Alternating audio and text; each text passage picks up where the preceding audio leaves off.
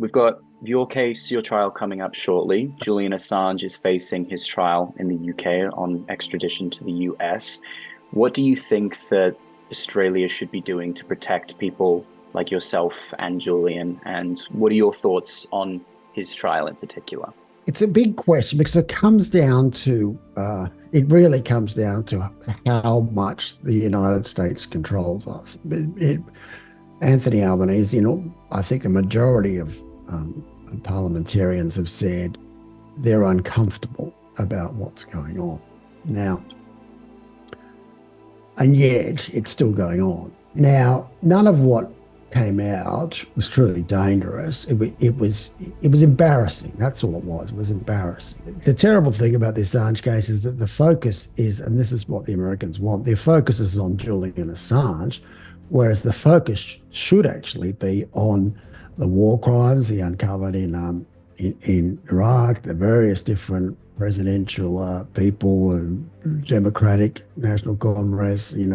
He uncovered skullduggery at a high level in many different countries. But I don't think he's going to be extradited to Britain, to the US anytime soon. I don't know that even apart from the appeal process that seems to be ongoing.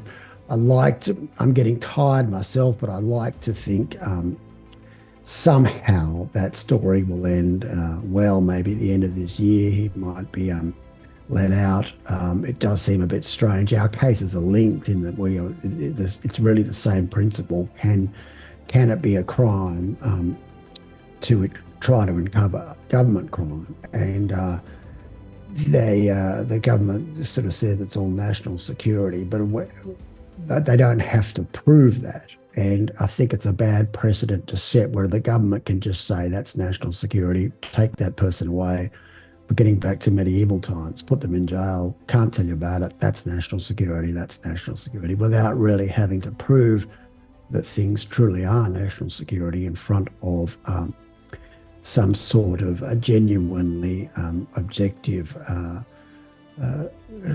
criminal process where the will of the people is actually able to shine a light on whether something is truly national security or the government trying to hide their dirty secrets. I'm pretty tired now, as I said, but I'm hopeful that both our cases will have a happy ending. I think it's important that they do because, as I said, it's not really about me, it's not really about him, but in 10 years' time, 20 years' time, if any government critics just end up in jail, I think that will be a very dystopian world.